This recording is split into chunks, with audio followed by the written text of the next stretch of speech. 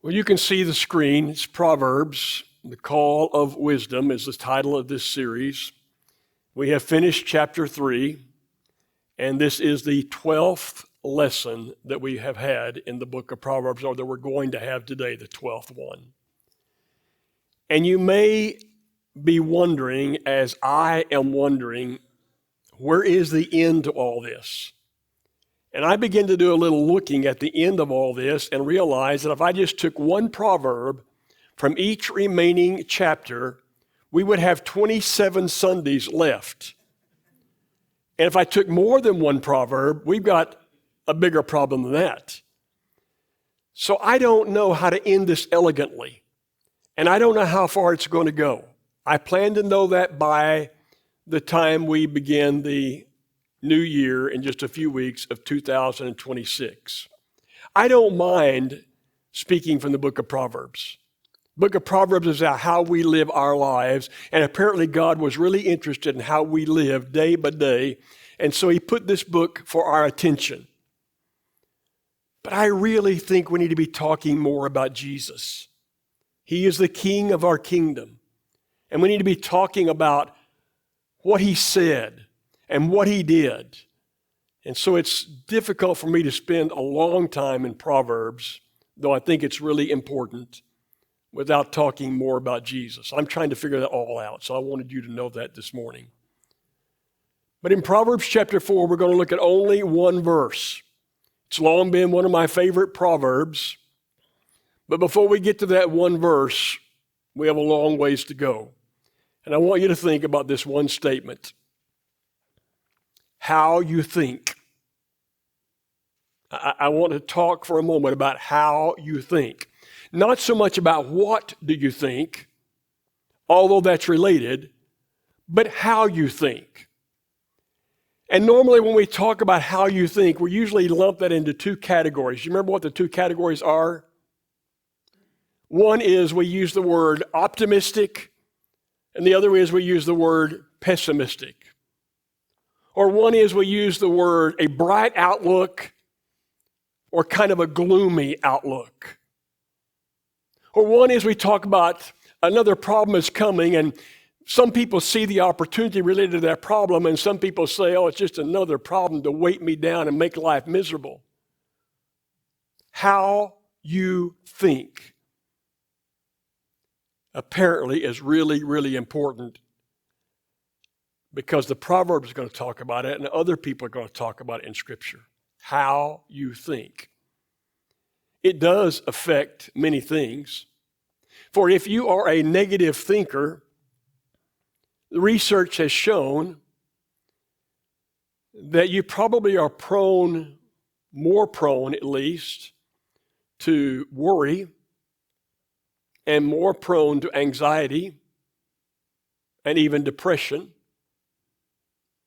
And if you are one who has a gloomy outlook on life, you are more susceptible to heart disease and to stroke, and you heal more slowly. And it says that the people who are bright and optimistic about life live 11 to 15% longer than those who are gloomy.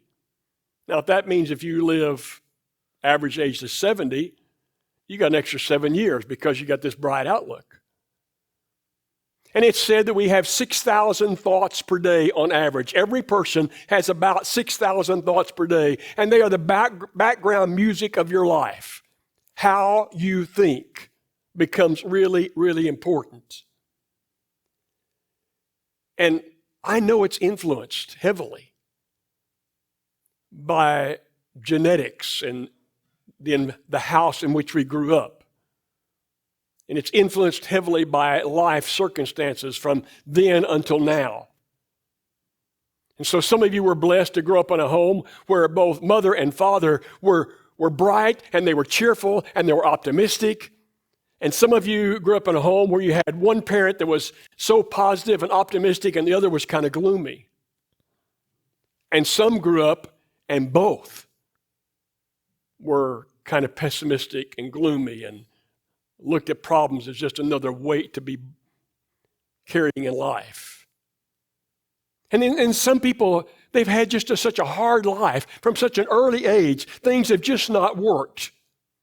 And they've had one problem after another until life has been so difficult for them. And somebody else has kind of moved through life, and life's been, it had some problems, but nothing like that. And all that has something to do with how you think. And yet apparently, you and I, regardless of that background, and regardless of our parents, you and I have something to do with how we think. So I want to take you for a moment to what Paul says. Paul's going to say a lot about how we think. And I could take you to Jesus, because Jesus is going to say, out of how you think comes your words, and out of how you think comes your behaviors. And it's really true. How you think determines words, it determines behaviors, it determines everything in life. But go with me to Philippians chapter 4 and look at verse 13, which you all know. Now, do you remember the subject of Philippians chapter 4? We talked about that not too long ago, a few months ago. Philippians chapter 4 is about happiness. It's about rejoicing. It's about living life to the fullest. In fact, Paul will begin the chapter shortly into the chapter saying, all of you Christians ought to be rejoicing people. It's like he said, did you hear what I said? I want to tell it to you again. You ought to be a rejoicing, happy people. And he says several things until he finally gets to verse 8. And he says, finally, I want to tell you this, brothers and sisters. Whatever is true, whatever is noble, whatever is right, whatever is pure, whatever is lovely, whatever is admirable, if anything is excellent or praiseworthy, think about those kind of things. Because you got a big choice out here, don't you? You got a big choice in this world. You got all kinds of things you can think about. And Paul says, I'm going to tell you, if you want to live life really well, and that's what the book of Proverbs is about. Remember? I've titled the series A Call to Wisdom. I could have easily titled the series The Good Life. It has something to do with how you think. Then there's this really famous verse by Paul in 2 Corinthians chapter 10 and verse 5. And he says, as Christians, we demolish arguments and every pretension that sets itself up against the knowledge of God. We don't pay attention to that kind of stuff. And we take every thought and make it obedient to Jesus.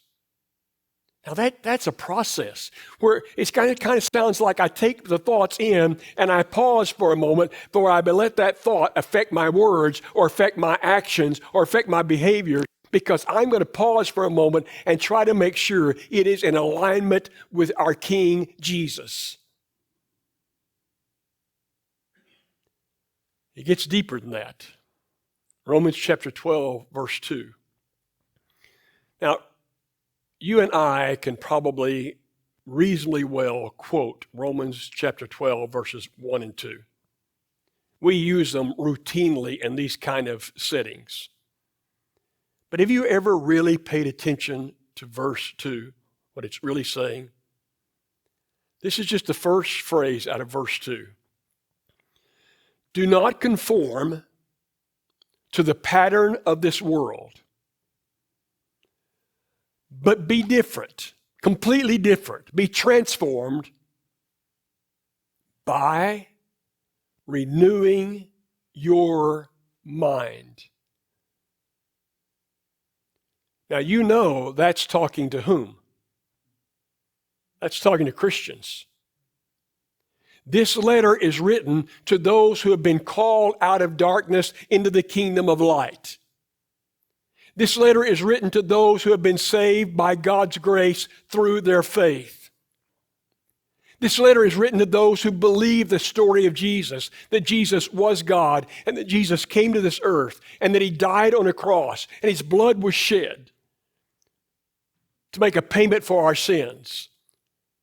And they believe that he was raised from the dead. And they believe it so much that they're willing to be baptized and be buried in water in the likeness of his death and be raised in the likeness of his resurrection. It's written to Christians. But he said, now that you're Christians, you've got to understand something. Don't be like the world. Now, it's not easy either to quit being like the world. And I want you to be different kind of people. And the way you become different is by changing the way that you think. You've got to renew the mind. Is that making sense to you? So Paul says you've got to take every thought and be really careful with it. And he says you've got to renew this mind somehow. And I know it's not easy. In fact, I think I put a slide in. It's a major undertaking. Being my age, I can now look back at all kinds of careers that I could have pursued. I don't know if I'd change anything, but I am fascinated by neuroscience. It's so complicated I can't even understand it. But it's almost like this. That they say to us that as you think something over and over again, it's like it cuts a furrow into your brain. And that furrow can get so deep that when you take in a thought, it just automatically goes down that channel. Man, it's very much like a field. And you have a field all plowed up, and the heavy rains come, and you go out there and look, and the water has kind of gone the easy, natural pathway, and it's cut a little channel. If you don't do anything about it, another big rain comes, and the channel gets deeper and deeper, and they're everywhere. And what we have to do is go in and put a terrace across that field or something. We block it, and we turn the water to go another way. And neuroscientists say that you and I have these furrows cut because of thinking from our childhood and thinking over and over again, and yet we can block it. And we can start thinking differently, and we can cut new channels. But it's hard. It's really hard. But it's so important. Because how I think determines how I talk.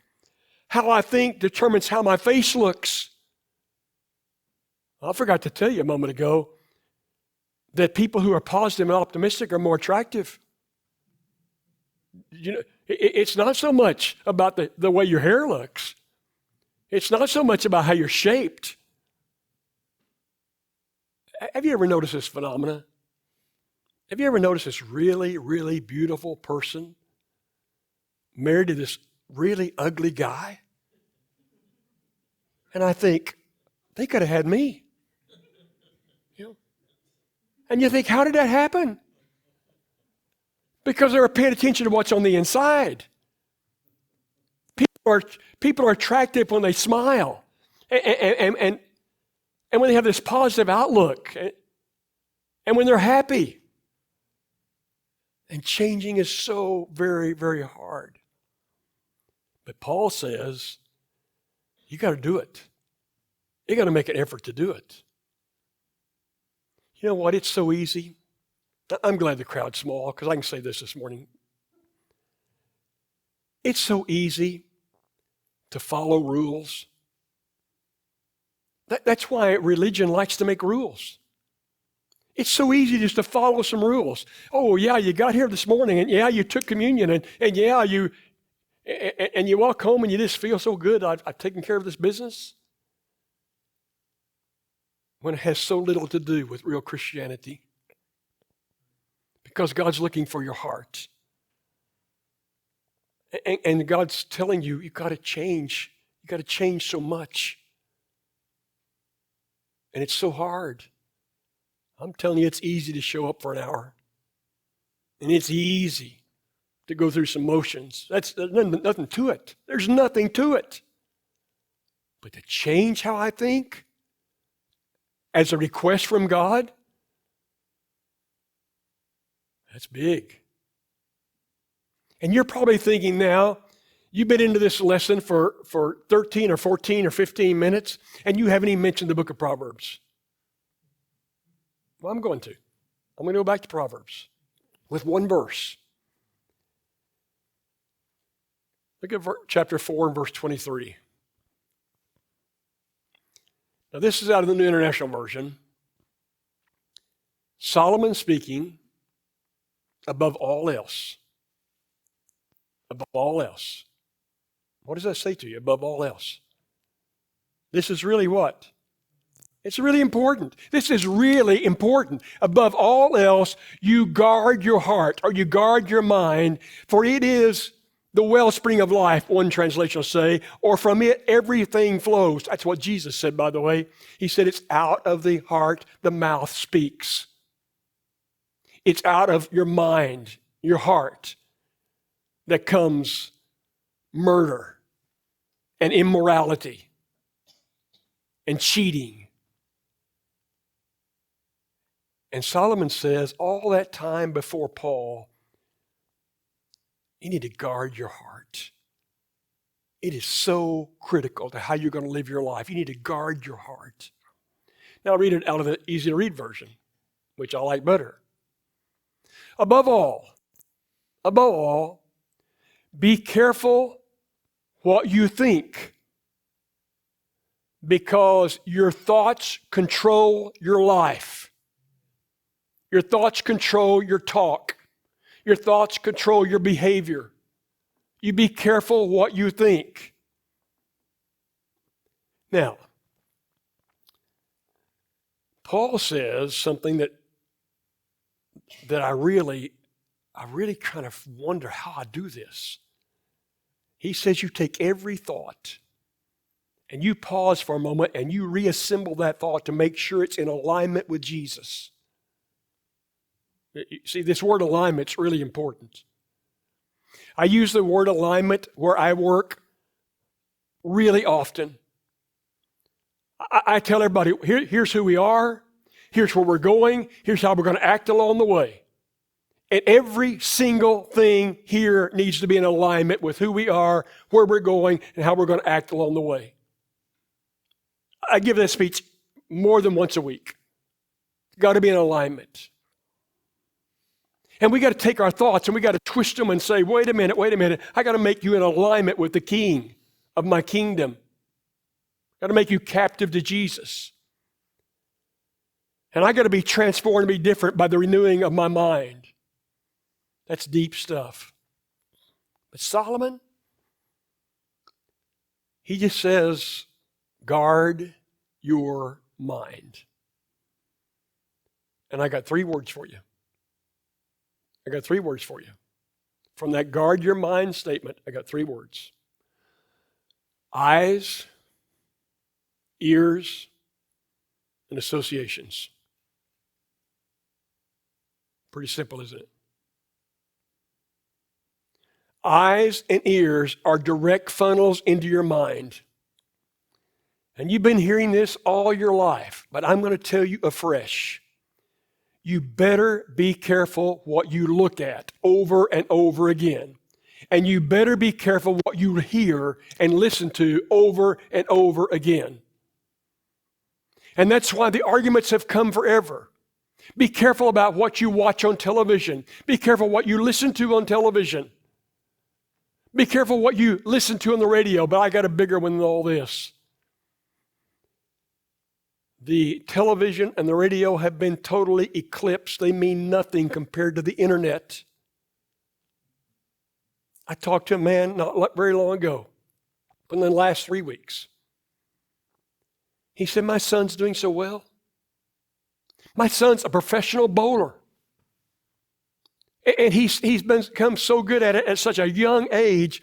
He's an influencer on social media, and people come to him for bowling tips, and he's making all this money. He said, my daughter, she's really struggling. And he said, it's the internet. It's messed up everything. Because it's unfiltered. And you can see things and read things and hear things, if you listen to these little clips, that literally pollute your thinking. And therefore it pollutes everything else in your life. So I hear about these people, kind of a coalition across our country that says, take the cell phones away from the children and don't give them but a certain amount of time. Or don't watch any television. Greg told me last week that your daughter's house, they don't watch any television. The Goshens don't watch any television. Why? Because there's a better way. There's a better way to feed the mind. Because your eyes and your ears and who you associate with day after day after day. It's so interesting. Our two granddaughters grew up together, but they were 7 years apart. And one is in Lubbock right now, but for just a little longer. She's a senior in high school, and the other was over here at Northeastern Oklahoma State University. And when I talk to them on the phone, I can't tell which one's which because they grew up together and they have the same mannerisms. I say either, and they say either. How crazy is that? What does either mean? And then we got these two grandsons, and they are super close. I never know who I'm talking to. What is this cord or cow? I don't tell me associations don't rub off. And you pick up the mannerisms, and you pick up the habits, and you pick up the phraseology. And if you get around the wrong groups and you stay around the wrong groups, guess what? You're going to do some wrong things because in your mind, it's going to get a little switched, a little changed. Am I making sense? This is the way we live. And Paul says, listen, you become a member of the body of Jesus. You're a member of the saved. You're headed to heaven. Don't act like the world. And the way you stop acting like the world is you start thinking like Jesus thought. That's why I hardly can wait to get through the Proverbs. You know where we're going to go next?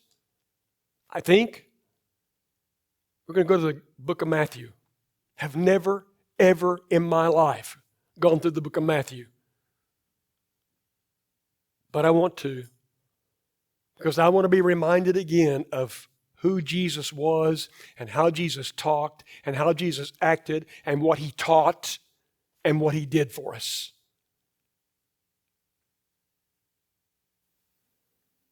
But all I know this morning is to live a good life, it starts in your head.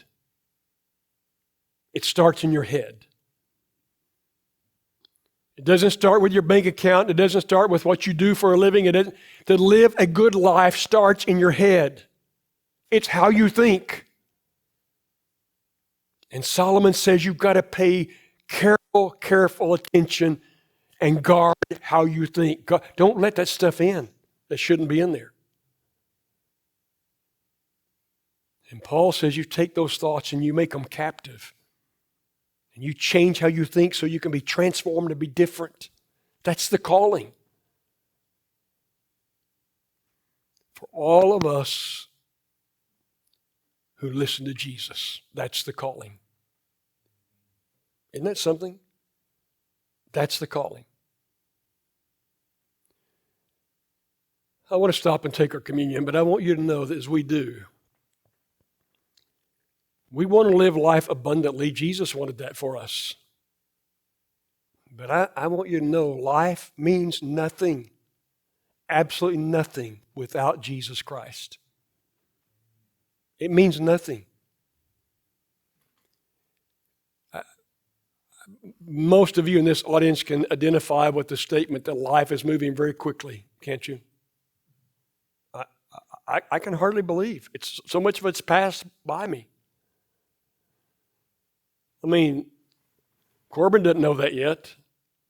Bailey doesn't know that yet. Kindle doesn't know that yet. It probably seems like forever till they get their driver's license, or some of them, it probably seems like forever before they do this or that out there. It goes so very quickly. And then we meet Jesus forever. And Jesus wants us, while we're here, to live well and to represent Him well. And you can't represent Him unless you are transformed by the renewing of your mind. And we do it because we love Him. And we love Him because He first loved us.